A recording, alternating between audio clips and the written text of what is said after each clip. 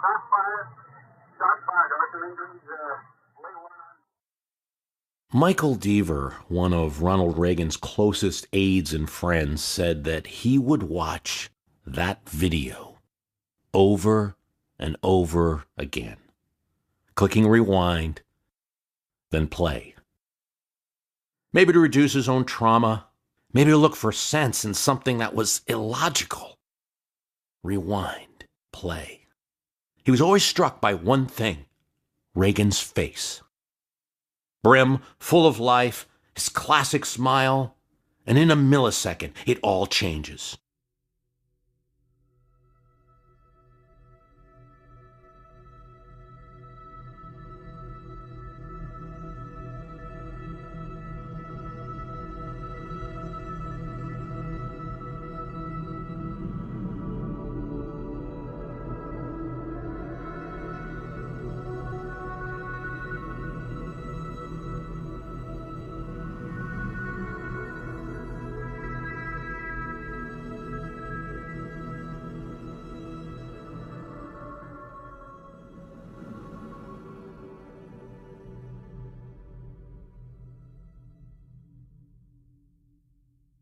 In 1981, President Ronald Reagan makes a speech at the Washington Hilton Hotel to the AFL-CIO, the country's largest union organization.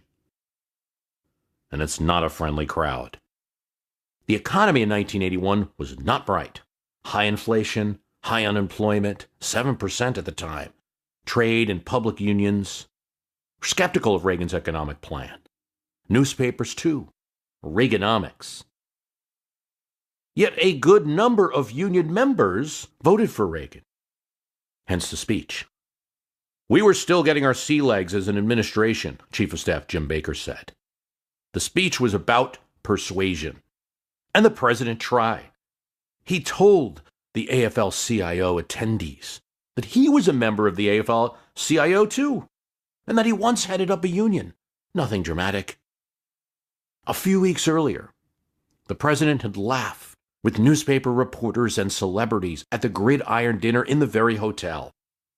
Minutes from the White House, the Hilton was safe.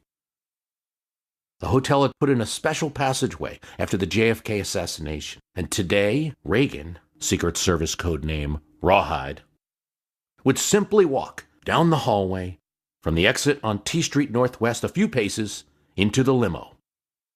Code name Stagecoach. Now here's where a camera in slow-mo close-up could do a better job than me. Because Reagan's going to walk right past a very clean-cut looking, normal-looking man who is deranged. Right past him. And in those seconds, the deranged man decides it is his chance. Reagan has no idea. The Secret Service agents are in diamond formation. They have no idea. All anyone sees is a rope line with media, cameras, reporters, etc., the normal. And when the words, "Mr. President," are heard, it's like any other moment of a presidency, cameras following around. The president turns and his arm raises in the air. It sounded like little firecrackers going off, Deaver said. The smell of sulfur told me something different. Reagan has time to say, "What the hell is that?" before the pain starts. Shot fired. Shot fired. Arthur Injuries, lay one on. 20, maybe 30 seconds. That's all the whole thing is. It is complete and total chaos for all. In seconds, decisions must be made. Drop down. Where's the threat? Yet muscle memory, training, Special Agent Parr takes Reagan, pushes him into the back of the presidential limo. It's like the shooter wants to empty the gun as soon as possible. Shot 1 hits Press Secretary James Brady, and he's lying face down. Shot 2 hits D.C. police officer Thomas Delaney. Shot 3 hits Special Agent Tim McCarthy. Out of this stupid, illogical chaos comes a test of the Republic. Agent Tim McCarthy, the first, the only, to jump in the line of fire in front of an American president. And he goes down, reeling in pain. Everyone, including the president on this day, could have worn bulletproof vests. It just wasn't part of this operation. Something happens in shot 5 or maybe shot 6. Maybe it's after this. It's a play of milliseconds. Alfred Antucci, a carpenter from Cleveland, Ohio, sees the gun in the deranged man's hand. No one, he says, is going to shoot the president in front of me. And the 68-year-old former carpenter strikes Hinckley repeatedly in the head. The limo door is not yet shut. The 5th shot hits the bulletproof window, and the 6th, we think, ricochets off the door and goes, well, nobody knows. Half-minute mark. A Secret Service agent is on top of Hinckley now. He wants to make sure no one is going to do to him what was done to Oswald, he remembers thinking. Another covers the area with an Uzi. If this is a group attack, if this is some kind of conspiracy, if this is the work of the Soviet Union or terrorists, he's ready. Parr's on the walkie-talkie. Rawhide is okay. I'm heading to Crown. Crown is the White House. Stagecoach speeds off. My job, Agent Parr would say later, was to see if he'd really been hit. I ran my hands under his coat, around his belt line, and I started working up to the armpit, back of his neck. I didn't see blood at all. But about DuPont Circle, the president started spitting blood. Bright red, frothy blood.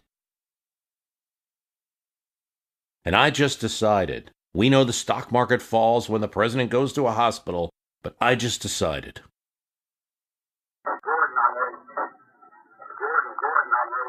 He orders the driver to go to George Washington University Medical Center.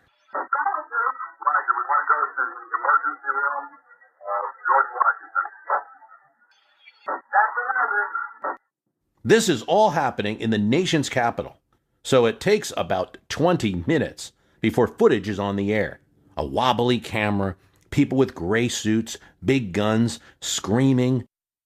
Frank Reynolds tells America, "This is the first time many of us have seen this footage," Reynolds said. 3 persons on the ground, James Brady in the foreground, closest to you, closest to the camera.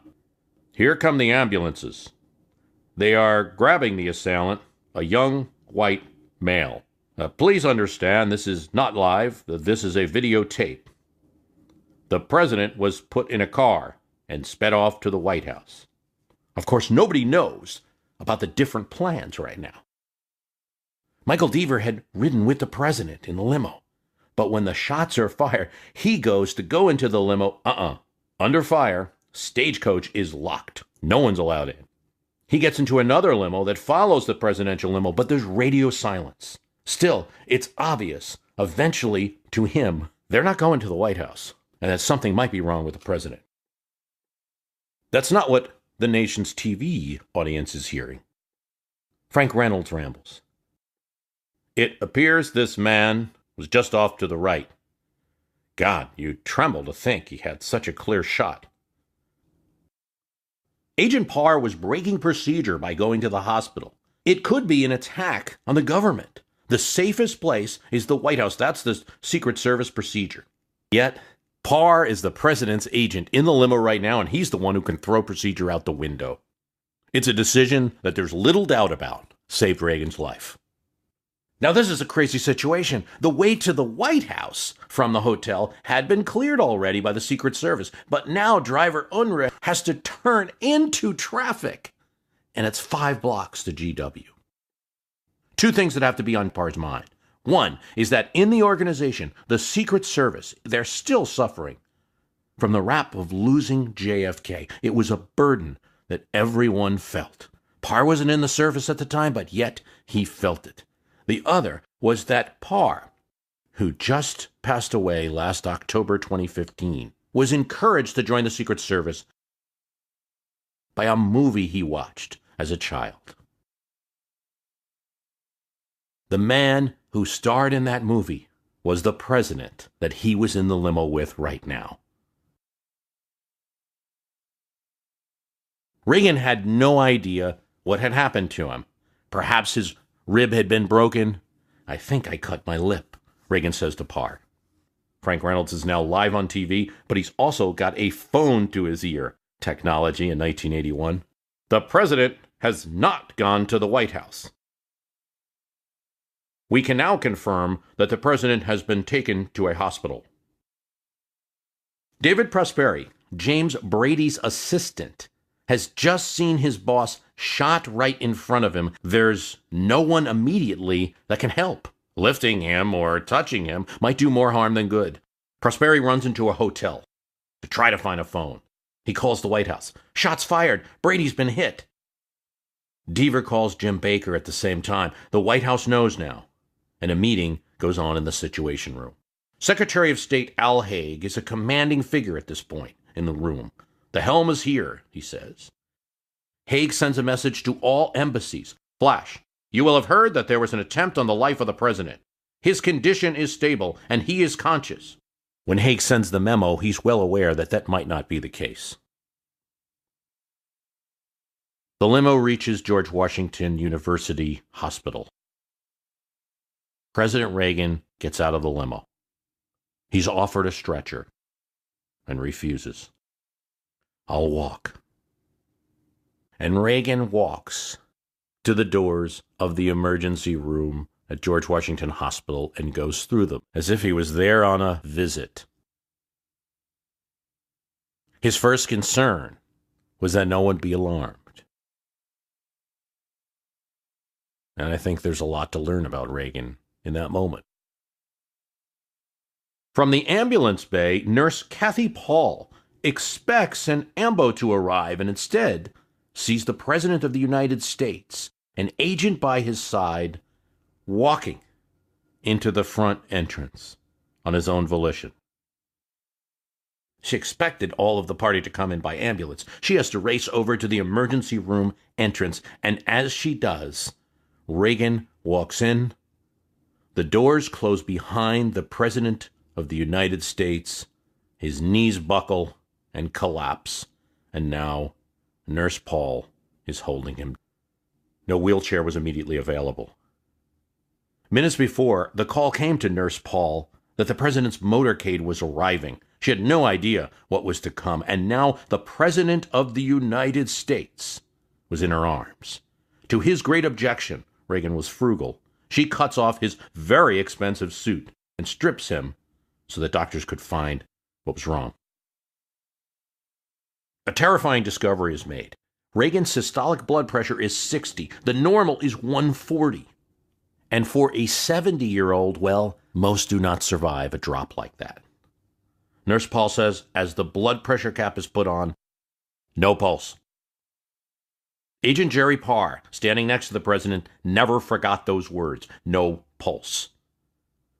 As ABC, the State Department, the White House relays the calming words to the world, Parr is thinking, my God, we've lost another one. We've lost another president of the United States. Dr. Joseph Giordano gets a stat on his pager. This is rare. People would just come and find him. And he comes down, and he noticed a lot of well-dressed people and all kinds of cars out the hospital windows. Meanwhile, Michael Deaver, who was with the president, following along in a limo, now is dealing with a hospital intern. Sir, do you know the patient? Yes, Michael Deaver says. Do you know the patient's name? Reagan. First name? Deaver's incredulous. Ronald. Address? It's all Deaver can do at this moment to not freak out at the intern. 1600 Pennsylvania Avenue. Do you mean? Yes, Deaver said, annoyed.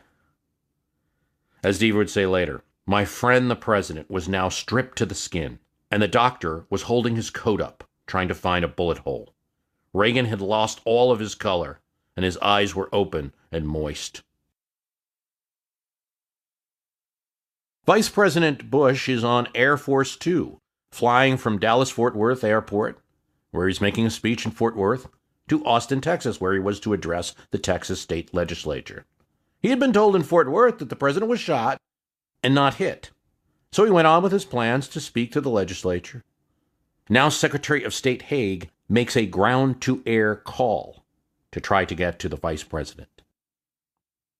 This is Secretary Haig, Mr. Vice President. Haig can't hear Bush and starts screaming. George, this is Al Haig. Air Force Two gets the message, or at least gets enough of it, and goes back to Washington after a quick refuel in Austin.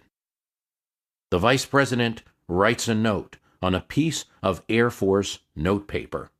He writes his thoughts. Enormity of it comes upon me 20 minutes out of Austin. Pray, literally, that RR recovers. Call Barbara. Call Nancy. Fly to observatory.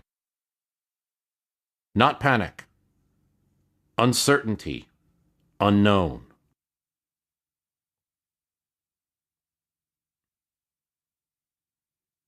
At the hospital, Lieutenant Colonel Jose Mirati, who holds the nuclear football, a black attaché with the codes and cards and targeting options to launch America's nuclear arsenal, argues now with FBI agents. He wants card number 1, the card that has those codes. The FBI wants it as evidence. The FBI wins. Rainbow, Secret Service code name for Nancy Reagan, the president's wife, arrives at the hospital now. Honey, I forgot to duck, he tells her. One of many jokes that Reagan will make and that will make its way to the press and folklore. Nancy's not fooled. I never saw him look so pale, she says later. Lynn Nofzinger, press aide, calls Ed Rollin at the White House. The guy's in really bad shape, he relays.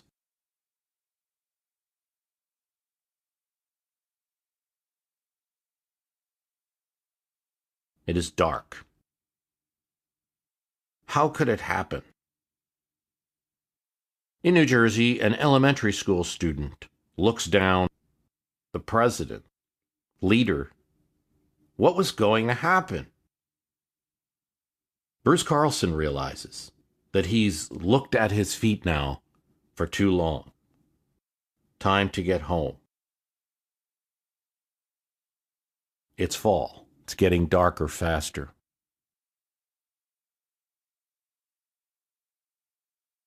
Jim Baker is chief of staff. He's at the White House. He's supposed to be at that AFL-CIO meeting, but his schedule wouldn't allow it.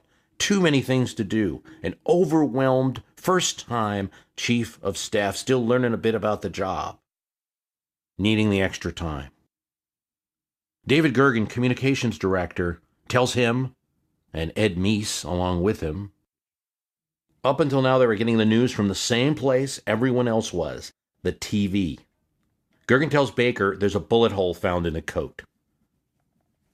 They're at the hospital in 10 minutes, along with a lot of people. So many that Nurse Paul says it was hard for her to do the job that day with all the security and other watchers. Dr. Giordano says, it was clear the president lost a lot of blood. The doctors pumped fluid into him and glucose. That improved his tone. But there was an opening below his armpit, and there was no breath at the side of his chest. The Troika, James Baker, Ed Meese, Michael Deaver, two of them, Meese and Deaver, were California people. Baker had a relationship with Vice President Bush. They ran the White House in the early going. Not the presidency, as I think it will become clear, but the White House, the planning, the schedule, the staff, the things that Reagan didn't weigh in on. Baker had connections with Bush and former President Ford. Baker was put in the job over Meese because it was known he could run things well and keep the president out of trouble. Deaver was there because of his long relationship with both Nancy and Ronald Reagan, and because of his publicity skills, his ability to find the perfect TV backgrounds for Reagan's appearances. Meese was Reagan's conservative attorney general in California, which made the Troika accepted grudgingly at times by the right wing with Meese there. These three got along, managed. The story of Reagan was often a story of staff. Staff could shape a lot of policy in a presidency where the chief might keep to the big picture.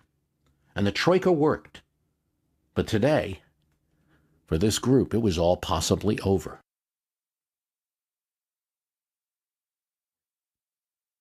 At GW, there was still a problem with Reagan's breathing. Dr. Giordano said, "We put a tube into his chest to draw out all the blood and to re-expand the lung. It did. 90% of the time, that stops the bleeding. This time it didn't. A rush of blood came out, and we expected it to stop, but it didn't. X-rays couldn't find the bullet. Reagan's chest was cut open and a tube put in. The thoracic surgeon had never seen a chest of a person of the age of Reagan that strong. Took twice the normal time to cut. This was a man who at 70 years plus chopped wood for exercise. In my 2 months on the job, I had been impressed with the president's vigor. Now he was ghastly pale. Meese and Baker decide not to use the 25th Amendment or transfer power to George Bush. He'd arrive soon enough. Power could be transferred later if there were complications in the surgery. White House counsel Fred Fielding draws up papers. But Baker's alert aide Richard Dawman would take them off the table and lock them in a safe. If the papers ever found out the 25th Amendment papers were even drawn up, that would be a news story, and that would look like chaos in the presidency. They didn't want it. Don Regan, Treasury Secretary and also in charge of the Secret Service, would say that some of the information was flawed. After the fact, we understood that the threat to the president's health had been far greater than we realized. Reagan said there were a lot of questions about what to do. I kept wondering at what point would some staffer find a doomsday book with all the contingency planning of what we should do now. But no such book existed. Larry Speaks, the assistant press secretary, Jim Brady's been shot now, goes on the air. When asked who's in charge, he says, "I'll have to get back to you on that." Al Haig from the Situation Room screams, "Get that guy off!" Haig will take the stage himself and say, "I'm in charge here." The surgery takes longer than anyone expects. After hours of surgery, finally, the bullet is removed an inch from Reagan's heart. Finally, they are able to remove it. Reagan is stabilized. One of the first things the doctors hear when he's awakened is, "So, what was his beef?" It was 1981. A president had been killed less than 20 years before. And 20 years before that, a president had died in office. It was understandable that there would be an outpouring of joy to match the outpouring of sadness of those events. He passes a note to his nurse. "All things considered, I'd rather be in Philadelphia." A reference to an older movie. George Bush arrives at 6 o'clock, the day Reagan shot, refuses to land in the South Lawn of the White House, refuses to sit in any other chair than a normal vice president's chair in any White House meetings that will take place, go over the world situation, go over the assassination details. They know pretty much a few hours after the shooting that there's no wide-ranging conspiracy, that Hinckley is a loner, that he killed the president in an attempt to impress the actress Jodie Foster, that if it was not for the president, there might be a shooting up at Brown University involving Hinckley and possibly Jodie Foster or someone else. Reagan wasn't totally out of the woods. There would be recovery and the infection which would lead to a perilous fever. Not commonly, no. Here's what Jim Baker says about it. "It was serious, frankly, and we may have come closer to losing him in the infection than in the shooting itself. White blood count was up, 103-degree fever. Doctors at GW put him back on antibiotics after having taken him off. And one of the doctors saying, we were living in a fantasy land about this amazing recovery." And so I think that so much time has passed that you have to put yourself back in that situation and how joyful the population was. Reality is, Reagan was lucky about a number of things. One is that the gun was a revolver of the type that was more common, say, in the street in 1981, the type of weapons we have now. That gun was a .22 caliber, lower than most. Now, it had an explosive round, but it did not go off. It was supposed to detonate on impact, but it did not go off. So it was just a .22 caliber bullet. He was lucky that the agents acted according to their training. That Parr went right to the hospital. Dr. Giordano said of the president, if he was brought to the White House with no trauma unit, he would have died there in the White House. His physical condition helped him. The fact that the hospital had an expert trauma area designed to accommodate developments that had been made during the Vietnam War and trauma service. The Reagan presidency that we're going to discuss, that we observed 35 years later, almost didn't happen at all.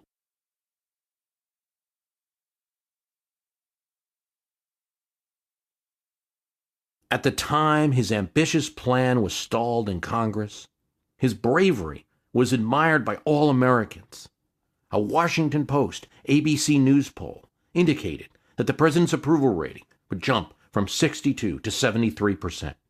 Even the stock market went up over 1,000, big at that time. He laughed to death, Lynn Noffinger would say later. A new legend is born, columnist David Broder would say. As long as people remember the hospitalized president joshing his doctors and nurses, no critic will be able to portray Reagan as a cruel or callow or heartless man. He was a folk hero, Speaker of the House Tip O'Neill would say. Throughout this period, there's an attempt to keep the image of the presidency and the White House intact, that the presidency is running as normal. Staff meetings are held. The very next day, there's a staff meeting at the hospital, and staff meetings are continued. During the first day, Reagan's unable to speak due to the chest surgery and the tube, and he writes several notes. One of the notes scribbled from the hospital: when Democrats in Congress wished to change the president's tax plan, which was a proposal for a 10% tax cut each year for 3 years. Democrats wanted to phase it in, reduce it, maybe make it temporary. After all, this was being sold as an economic plan. If it's an economic plan, well, let's make it temporary, and then when the economy gets better, get rid of those tax cuts. No compromise, he writes. Reagan would proceed with a speech to Congress, accompanied by Agent Jack Parr, and pointing to the surgeons and nurses at GW who assisted him. It didn't take long, though, for him to switch to business. My health has greatly improved. I wish I could say the same for the American economy. This is a bad time for the economy. High inflation, interest rates, high unemployment. With so many years past, it's hard to think of Reagan as a president who was focused domestically, right? But in the beginning, that's just the way it was. He was elected on the same basis as Clinton, same basis as Franklin Roosevelt, to improve the economy. Reagan never would have passed a single tax cut if it was called that, nor a budget cut if it was called that. It was an economic plan, and he was utterly focused on it. Baker, his chief of staff, and quickly identified by some of the right wing as a leader of the more moderate faction of the Reagan presidency, said, "A popular myth is that I blocked efforts to persuade the president to push legislation on school prayer, busing, abortion, and other social issues. That simply wasn't true. The president set clear goals, reduce taxes, cut the size of government, improve the military. Reagan worked Southern Democrats, the so-called boll weevils, and the Northern Republicans who were a little skittish about some of the budget cuts, the so-called gypsy moths. A Georgia congressman, elected with Carter from his own home state in 1976, said that he never talked to the president. In his first month, Reagan phones him. Same month, they have congressmen for dinner, including O'Neill and his wife. Invites House members, Republicans and Democrats, over to watch the Super Bowl. The outsider was playing a great inside game. There were at least 3 significant legislative victories that would have been difficult for any other president to pull off. The Kemp-Roth plan, cutting taxes 23% over 3 years. The Graham-Latta bill of 800 pages with all sorts of measures and cuts. And a second Graham-Latta 2 and many other programs. Reagan had brought with him 34 GOP House members, new members, and 12 new senators on his election coattails. And that means Democrats lost that many. This made an impression. And the Senate had been controlled by Democrats, and now it was controlled by the GOP for the first time since Eisenhower. That made a real impression, essentially making the House and the Democrats there defense only. This was a popular president in their districts, be it in the North, the South, the West, and the Congress responded. Graham-Latta budget legislation passed the House so fast that many didn't get the chance to read it, said one congressman. It could have put us to war and we wouldn't have discovered it for weeks.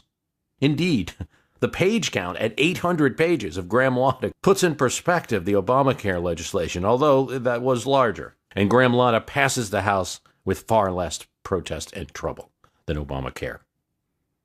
What Reagan wanted was to aim at the Great Society. Graham-Latta and the subsequent 1981 bills made dramatic cuts in federal housing subsidies, Vista volunteers to inner cities, Pell Grants, Head Start. It's often said that Reagan tried to reverse the New Deal, which is interesting, as Reagan's father had a job with the WPA. Ronald Reagan, right out of college, could recite Roosevelt's Fear Itself speech by heart. He was a speaker in Harry Truman's Whistle Stop train tour. He would introduce the president. Nearly became a candidate for Congress in 1952. Part of the reason he did not is that the Los Angeles County Democrats felt that Ronald Reagan, then the head of the Screen Actors Guild, would be seen as too liberal. The president that was now addressing a bad economic situation in 1981 came out of the Great Depression. That's why Tip O'Neill would call him a traitor to his class, the working class people of Dixon, Illinois. But Reagan always had another side to him. He was enterprising, and he liked successful business people. Now, he drew a line. Reagan didn't get along very well with people with old wealth, old money, inherited wealth, but he liked self-made millionaires a lot. He would get along with people like that. Right after college, when many of us think about what job we're going to take, the country was hit with the Depression. And Reagan had had a dream of going to Hollywood and becoming an actor. Instead, he leaves for Des Moines, Iowa, to become a radio broadcaster. I mean, he first tries to go to Chicago, and they tell him there are no jobs here. Every job that there is, there's a long list. And they say, go to the sticks and make yourself known there. And he does. Becomes a radio broadcaster in Des Moines, famously calling football games that he could not see. He would add color and life to the news that he was getting. After some time, he'd take his car to Hollywood and would become a very quick success in the movie business. He would negotiate later with studio heads, become part of SAG, worked for GE as their spokesman, taking in a lot of pro-business rhetoric. This may have been responsible for his forceful conversion to the GOP, as well as Eisenhower, who he supported in 52 and who supported him when Reagan ran for governor in 66. When he ran for governor in 1966, he won by 1 million votes, and he beat Pat Brown, who was a force in California politics, and who had beaten Richard Nixon when, after his presidential run, he decided to run for governor of California in 1962. And yet Reagan came and beat the one who beat Nixon, Pat Brown. That got a lot of attention, and during the 60s, Reagan was a force to be reckoned with from the West. And during a lot of the Nixon presidency, there was a kind of thinking that Reagan was at least one of the people in the running for Nixon's successor. Reagan wholly defended Nixon on Watergate, never really backed down until the actual resignation of Nixon. Reagan would have a fantastic rookie year as his opponent, Speaker of the House Tip O'Neill, would admit. When someone asked Tip O'Neill how his first year in Congress was going, with a Republican president, a Republican Senate, and only a Democratic House to oppose things, Tip O'Neill said, "I'm getting the blank beat out of me." Reagan may not have been a policy wonk, but he had no trouble asking Congress for votes. "Tell me who I should call, and I'll take care of it." That's what he told his staff. O'Neill was quite jealous of that. "I would have given my right arm for Jimmy Carter to say something like that." Carter had rarely called congressmen. Reagan had a great memory for certain facts and stories. And when Tip O'Neill tells him during a visit, "Everyone in Washington is friends after 6, kind of saying it as a joke. Later, he'd get a call. It's from the president. "Tip, is it after 6 yet?" These phone calls weren't really known at the time, but nowadays they are known, and they are part of the folklore. It might be too much, by the way. Reagan and O'Neill weren't fast friends, and they fought many battles. O'Neill called him cruel, called his actions rotten at times, a traitor to his class at times. Reagan's campaign would make O'Neill a punching bag in the upcoming midterm, with all sorts of commercials with fake Tip O'Neills in them. But he did make those calls, and they did talk very often. "Tip, let me give you the latest." It's a little bit different than what we might think of now, that they were good friends, and after 6, they'd get out all the kinks and all the fights they were having during the day. But that wasn't really how O'Neill relates it. When Reagan would say, "Let me give you the latest," he was talking about the World Series, a movie that was out, some kind of an old story, or an Irish joke. But despite having a good political performer in the White House, Reagan had a problem with his economic plan. He might be able to get some of these Southern Democrats, boll weevils, and throughout his presidency he'd have quite a coalition between GOP House members and boll weevil Democrats. He might be able to get them to pass legislation, but he didn't have the committees. In committee, a lot of things can happen. For instance, you can pass a bill, as they did, that says, we're going to do this supply side thing. We're going to cut taxes 10%, 10%, 10%. Actually, it ended up, after a compromise, 5%, 10%, 10% the first 3 years. But the Congress also has powers to stretch things out, to make budget cuts, more about gimmicks. And so Reagan adapted a variety of tactics to get not only his initial legislation through, which he did, and for many presidents that would be he had his signing and it would be a big victory, but the actual legislation, or as close to it as he wanted. He'd use his Southern Democratic allies, including a man named Kent Hance. Hance was a Democrat, and a few years earlier had just beat a Republican candidate named George W. Bush. But he took up Reagan's plan. Then Reagan appeared on TV. I'd intended to make some remarks about the problem of Social Security tonight, but the immediacy of congressional action on the tax program, a key component of our economic package, has to take priority. Now, the day after tomorrow, Wednesday, the House of Representatives will begin debate on 2 tax bills, and once again, they need to hear from you. I know that doesn't give you much time, but a great deal is at stake. A few days ago, I was visited here in the office by a Democratic congressman from one of our southern states. He'd been back in his district, and one day one of his constituents asked him where he stood on our economic recovery program. I outlined that program in an earlier broadcast, particularly the tax cut. Well, the congressman, who happens to be a strong leader in support of our program, replied at some length with a discussion of the technical points involved, but he also mentioned a few reservations he had on certain points. The constituent, a farmer, listened politely until he'd finished, and then he said, "Don't give me an essay. What I want to know is, are you for him or against him?" His version passed 238 to 195. Reagan was controlling Congress from the White House, and no one had seen anything like it in nearly 20 years. and certainly nothing like it during the last 3 failed presidents. In an interview, the actor Bradley Whitford of TV's West Wing, who played the character Josh Lyman, once said, "Of course the show covers a liberal administration. How is it going to cover a conservative one? Would it be a great TV moment to say, yeah, we passed a tax cut?" And yet here at this moment, I know there's a group of people listening who would like me to do that right now. Yeah, we passed a tax cut because this reduction coming at a time where inflation was rampant. It's so hard, by the way, I'm recording this in 2015, it's so hard, by the way, to understand even inflation because we haven't had it since Reagan's presidency. Once in a while, certain costs go up, real estate prices, gas, things like that. We really haven't experienced this overall inflation. This is what they were living through coming out of the 70s. And it was pretty easy, whether right or wrong, to draw a line between that and all the government spending that was going on, that it was causing inflation. They knew something was wrong and needed to be fixed.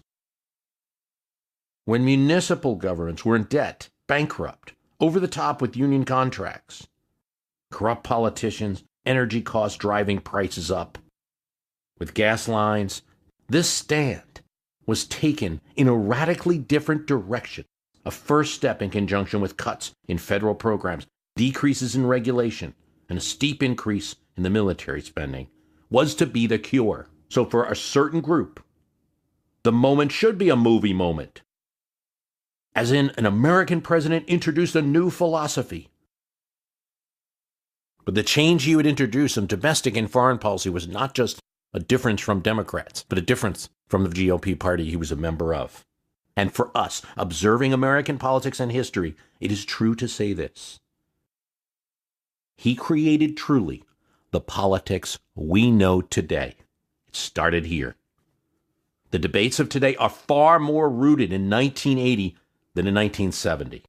Far more rooted in 1980 than 1935. The position of the two parties today is far more grounded in the Reagan coalition than anything that came before. Where the debate is ratcheted, no longer is this program good, or how much should we fund this program? But the debate is, should we do this at all? Who's going to do it?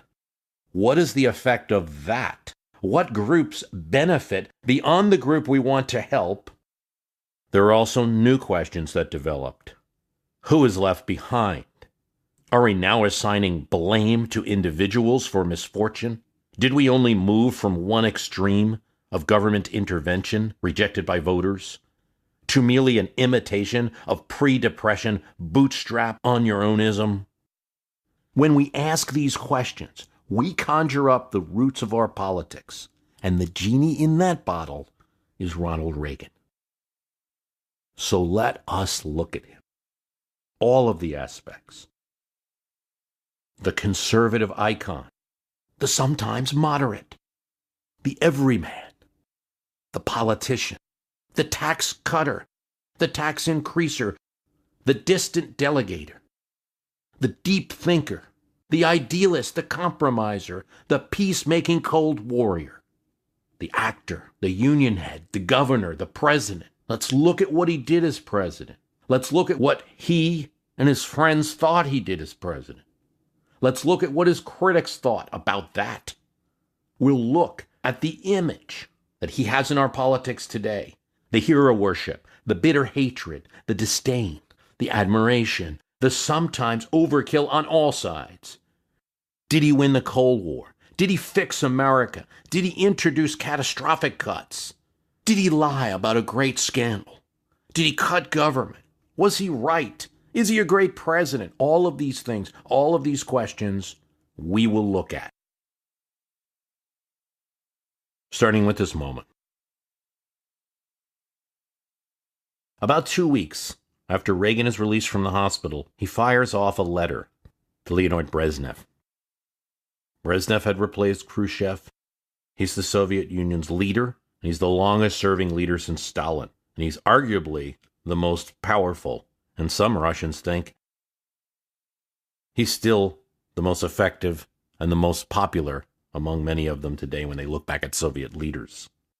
Fueled by 1970s energy prices, the Soviets are expanding, influencing Angola, Cuba, Nicaragua, Afghanistan, and the Middle East.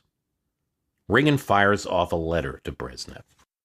He reminds him that the two had met at Nixon's White House in the 70s. When I met you, I asked if you were aware that the hopes and aspirations of millions of people were dependent on the decisions that would be reached in your meetings. And then he goes on.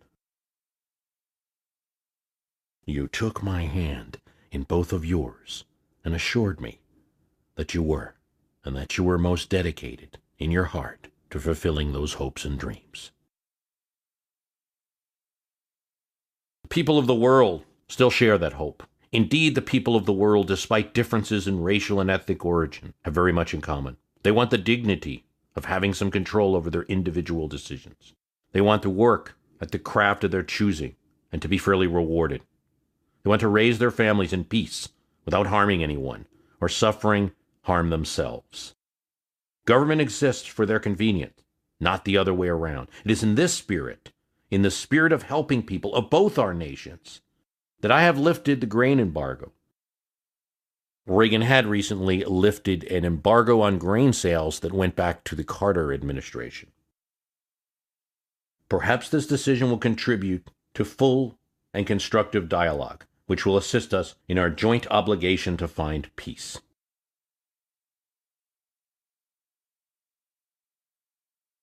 The letter finds no target. The letter comes back from Brezhnev later that chides Reagan for lecturing him on ideology. We can argue about Reagan. We can argue policy. We can throw numbers out, and I will. And you have to, because the numbers do change during the Reagan administration. Impact cannot be debated. Reagan had it. Kemp Roth phased in 23% cuts in individual tax rates over 3 years. Top rate was dropped. It reduced windfall profit taxes for the oil industry. Accelerated depreciation deduct helped businesses. Allowed all working taxpayers to establish IRAs for their retirement. The capital gains tax was reduced from 28% to 20%. It expanded provisions for employee stock ownership plans. They had completely changed federal policy. And during Reagan's presidency, it would happen several more times.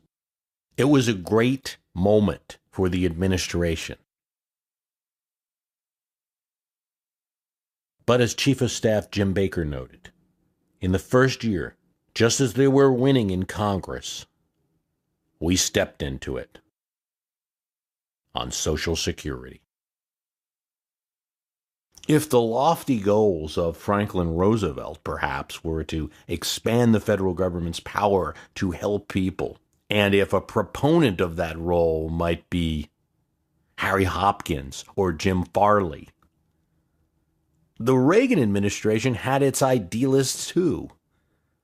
Its idea was that you could help people by reducing the same government. Its greatest advocate was a guy with a bowl haircut, spectacles, and a big fat binder.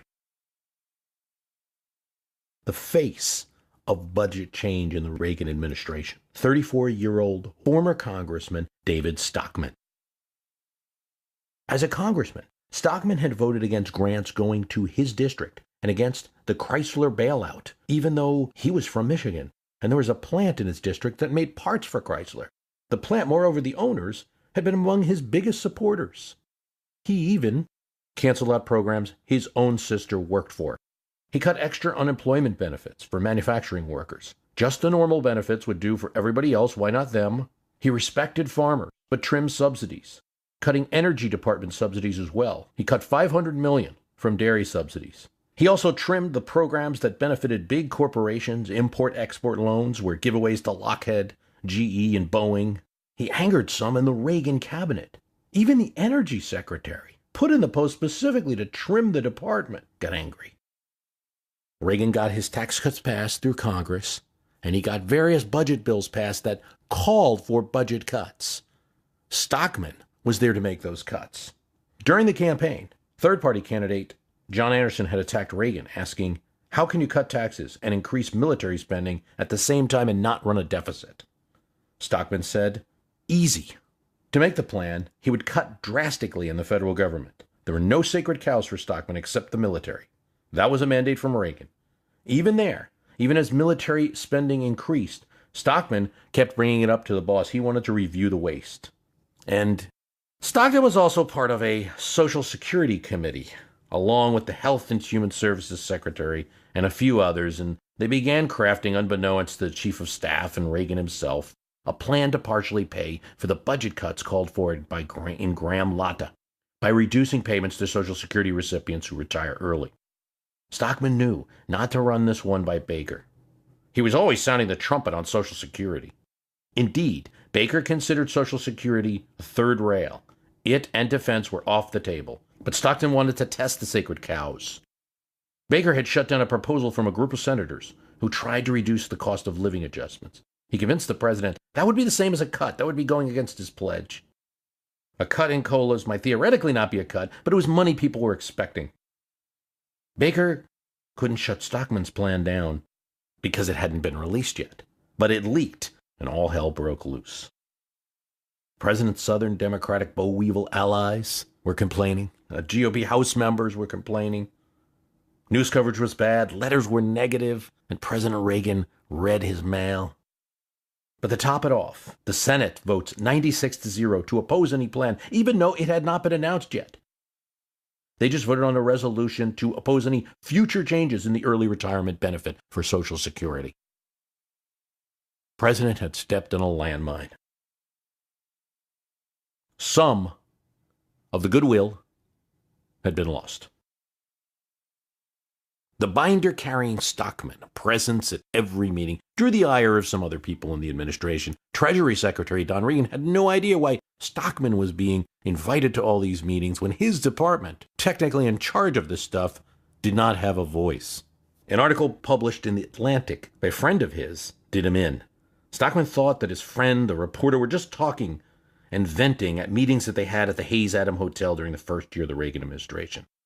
No one knows what is going on with all these numbers, Stockton said in the article. Reagan's tax-cutting bill was just a Trojan horse, giving a small tax cut to the lower brackets in order to get a tax break for the high-income taxpayers. This didn't look good. One of Stockman's problems was he had reprogrammed the OMB computer for better growth estimates and interest rates than Carter's team had called for 1981, 1982, 1983. This meant that the deficit was going to be larger than expected. His reprogramming and the resulting deficits were not talked about in the press or with Congress until the various Graham-Latta bills had been passed.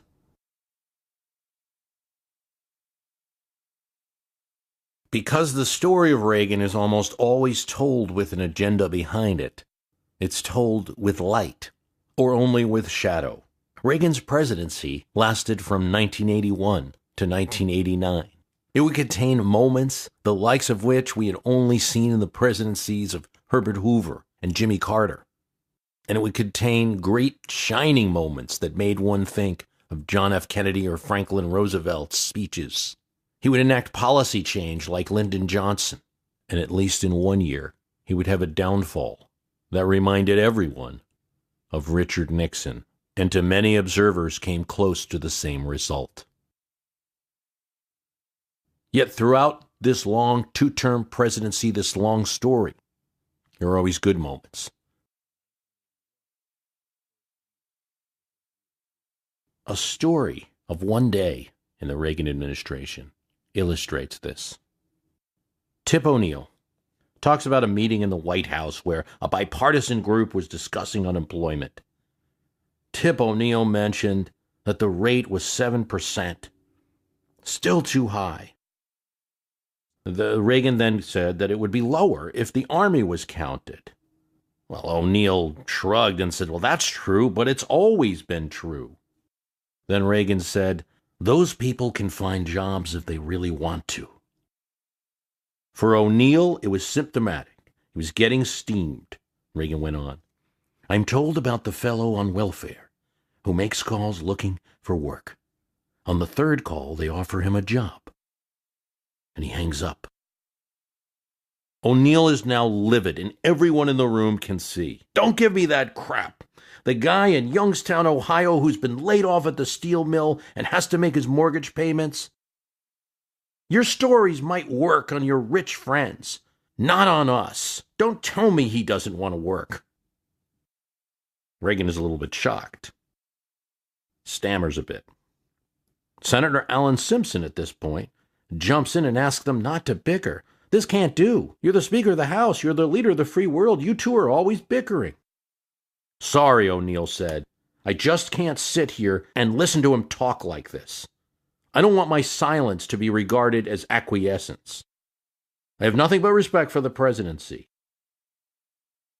And then Reagan said, with the exception of this incumbent. O'Neill said he left that meeting, stormed out, angry, at a man who was so blind to the suffering of so many people. It was Reagan at his worst, he would write later. And then, shortly after the meeting, the Challenger space shuttle exploded. 7 astronauts were lost. And the president went onto television. The crew of the Space Shuttle Challenger honored us for the manner in which they lived their lives. We will never forget them, nor the last time we saw them this morning, as they prepared for their journey and waved goodbye, and slipped the surly bonds of earth to touch the face of God. Thank you. O'Neill was watching, and he said of the man who he had just had this argument with, he spoke to our highest ideals. As I listened to him, I had a tear in my eye and a lump in my throat.